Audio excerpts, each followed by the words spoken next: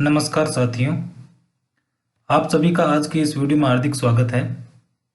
आज हम कक्षा 9 की पाठ्य पुस्तक में संकलित रसखान के सवैये में से तीसरे सवैये मोर पखा सिर ऊपर राखी हों गुंज की माल गरे पहिरोंगी का अध्ययन इस वीडियो में विस्तार से करेंगे और इसके साथ ही इस सवैये से बनने वाले महत्वपूर्ण प्रश्नों के बारे में भी चर्चा करेंगे। तो आइए शुरू करते हैं रसखान के सवैये भाग 3।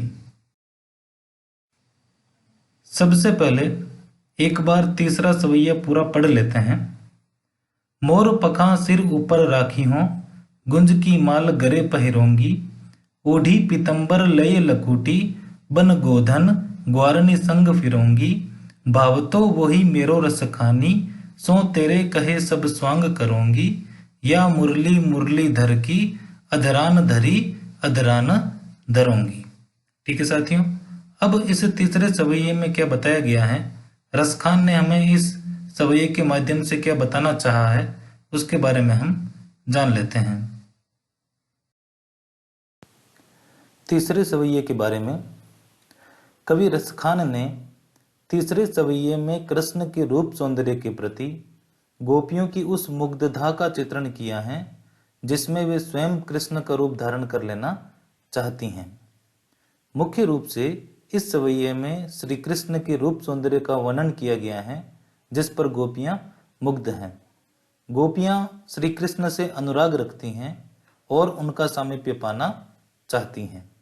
ठीक है साथियों, तो मुख्य रूप से तीसरे सवैये में यह बताया गया है कि गोपियां भगवान श्री कृष्ण से अनुराग रखती हैं, उनसे प्रेम करती हैं और उनके रूप सौंदर्य पर मुग्ध हैं, अर्थात वह भी भगवान श्री कृष्ण की तरह ही उनका रूप धारण करना चाहती हैं। ठीक है साथियों, अब हम तीसरे सवैये की भावार्थ सहित और शब्दार्थ सहित जो है संपूर्ण व्याख्या जान लेते हैं।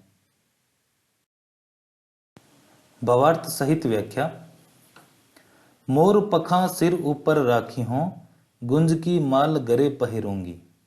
साथियों, अभी हमने पहले पढ़ा था कि जो गोपियां हैं वो भगवान श्री कृष्ण से अनुराग रखती हैं और उनके जैसा ही रूप धारण करना चाहती हैं, तो वो कहती हैं कि मोर पखा यानी मोर के पंखों से बना मुकुट, सिर ऊपर, सिर यानी सर, ऊपर यानी ऊपर, राखी हों यानी रखेंगी, गुंज की माल, गुंज की एक जंगली पौधे का छोटा सा फल होता है गुंज, जिससे माला बनाई जाती हैं, तो वो कहती हैं कि गुंज की माल गरे पहिरोंगी, गरे यानी गले में, पहिरोंगी यानी पहनेंगी।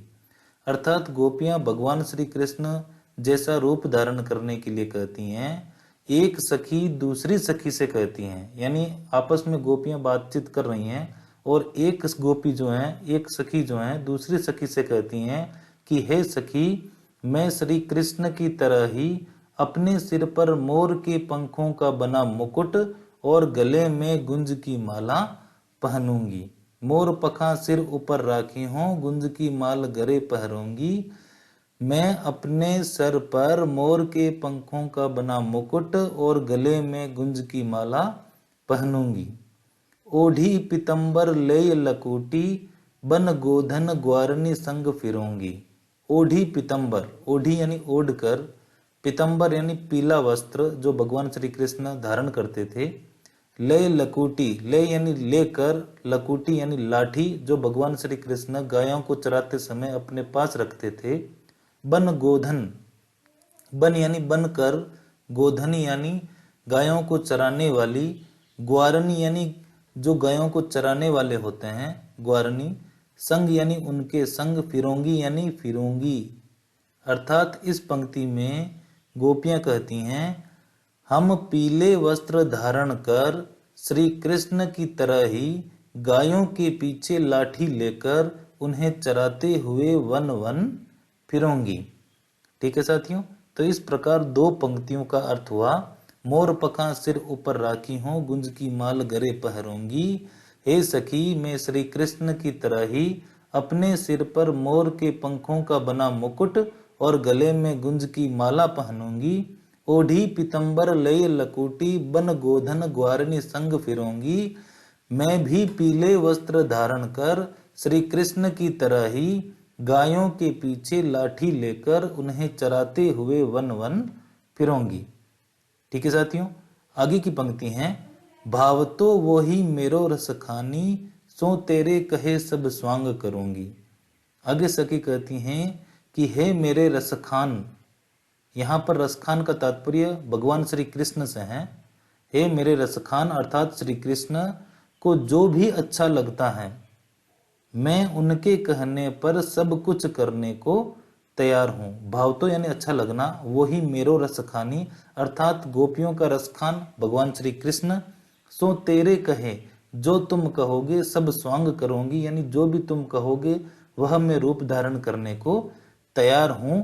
पर या मुरली मुरलीधर की अधरान धरी अधरान धरूंगी। पर हे सखी, श्री कृष्ण की वो मुरली या मुरली यानी वो मुरली मुरलीधर की यानी भगवान श्री कृष्ण की वो मुरली जिसे वह अपने होठों पर रखे रहते हैं उसे मैं अपने होठों पर कभी ना रखूंगी। या मुरली मुरलीधर की अधरान धरी यानी वह मुरली जो भगवान श्री कृष्ण की अधरों पर धरी रहती हैं, अधर यानी होठ, होठों पर धरी रहती हैं, अधरान धरूंगी यानी अपने होठों पर नहीं रखेंगी।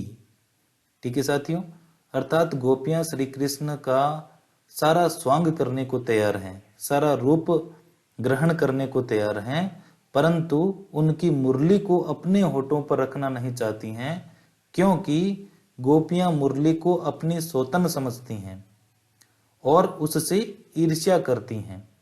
वह मानती हैं कि उसी मुरली ने ही श्री कृष्ण को उनसे दूर किया है। ठीक है साथियों, तो इस प्रकार इस संपूर्ण जो है तीसरे सवैये की व्याख्या पूर्ण हुई। अब हम एक बार इसका सरल अर्थ जान लेते हैं। मोर पखा सिर ऊपर राखी हों, गुंज की माल गरे पहिरोंगी। रसखान इस सवैये में कहते हैं कि गोपियां श्री कृष्ण के रूप सौंदर्य पर मुग्ध हैं और एक गोपी अर्थात सखी दूसरी सखी से कहती हैं कि हे सखी, मैं श्री कृष्ण की तरह ही अपने सिर पर मोर के पंखों का मुकुट और गले में गुंज की माला पहनूंगी। ओढ़ी पितंबर लय लकूटी बन गोधन ग्वारनी संग फिरूंगी। मैं पीले वस्त्र धारण कर श्री कृष्ण की तरह ही गायों के पीछे लाठी लेकर उन्हें चराते हुए वन वन फिरूंगी। भाव तो वही मेरो रसखानी, सो तेरे कहे सब स्वांग करूंगी। आगे गोपी कहती हैं, श्री कृष्ण को जो भी अच्छा लगता है मैं उनके कहने पर सब कुछ करने को तैयार हूं।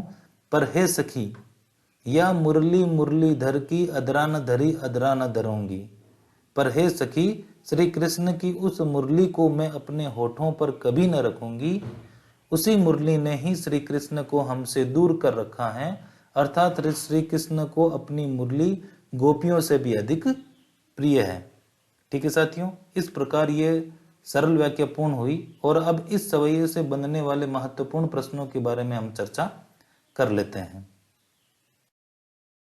महत्वपूर्ण प्रश्न में पहला प्रश्न,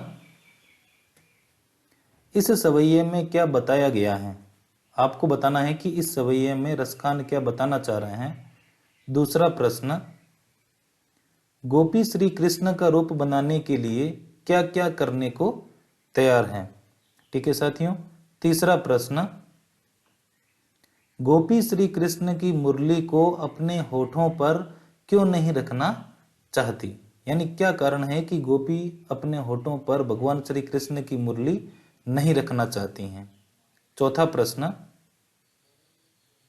गोपी श्री कृष्ण जैसा क्यों दिखना चाहती हैं। ठीक है साथियों। अंतिम प्रश्न, सवैये की अंतिम पंक्ति या मुरलीधर की अदरान दरी अदरान दरोंगी में कौन सा अलंकार है।